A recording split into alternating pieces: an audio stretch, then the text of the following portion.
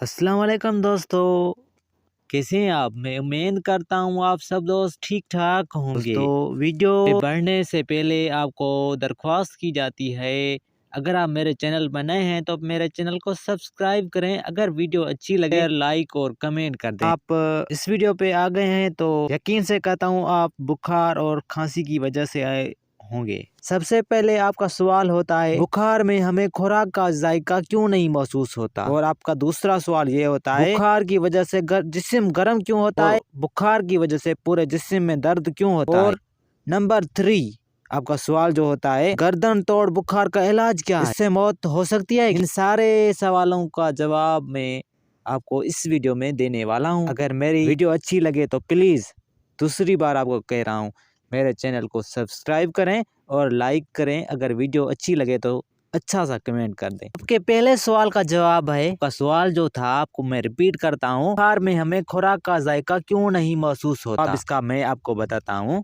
जायके के हस सूंघने की हस से बहुत ज्यादा जुड़े हुए हैं। सूंघने की हस वाले हसबी अपने साथ ही जायके के एहसास के हस वाले हिस्से खले रखते हैं। इस मालूमात को हमारा दिमाग अपने अंदर ट्रांसलेट करता है और यूं हम मुख्त चीजें सूंघ पाते हैं। वहीं जब हमें बुखार होता है तो हमारा नाक बंद हो जाता है और अक्सर अंदर से सूज जाता है, जिस वजह से वहां तक सेंसरी मालूमात नहीं पहुंच पाती।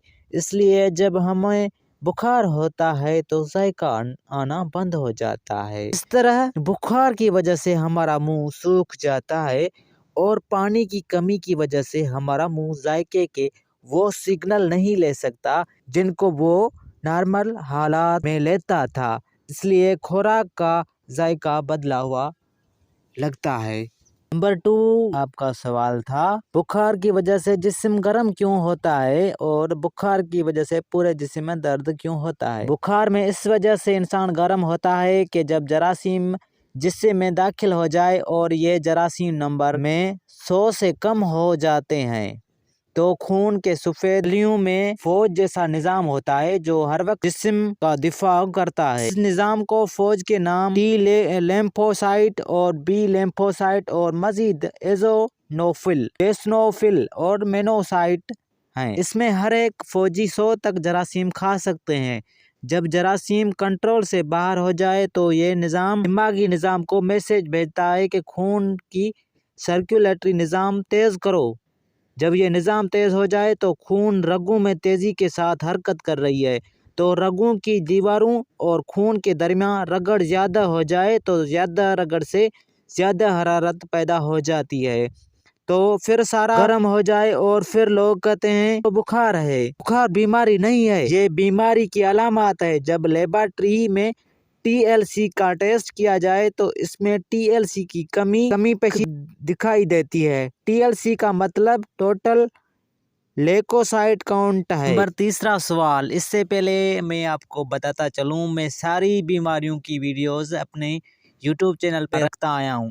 अगर आपको कोई भी वीडियो चाहिए तो प्लीज़ कमेंट कर दें तो मैं वो वीडियो बनाऊंगा आपके लिए, ठीक है। सारी वीडियो मेरे प्रोफाइल पे हैं, आप जाकर देख सकते हैं। तो तीसरे सवाल पे चलते हैं, गर्दन तोड़ बुखार से मौत हो सकती है या नहीं। गर्दन तोड़ बुखार में दिमागी अंदरूनी सतह में सूजन हो जाती है, मतलब के सोज हो जाती है। अगर इसका इलाज ना किया जाए तो इससे मौत वाकई हो सकती है।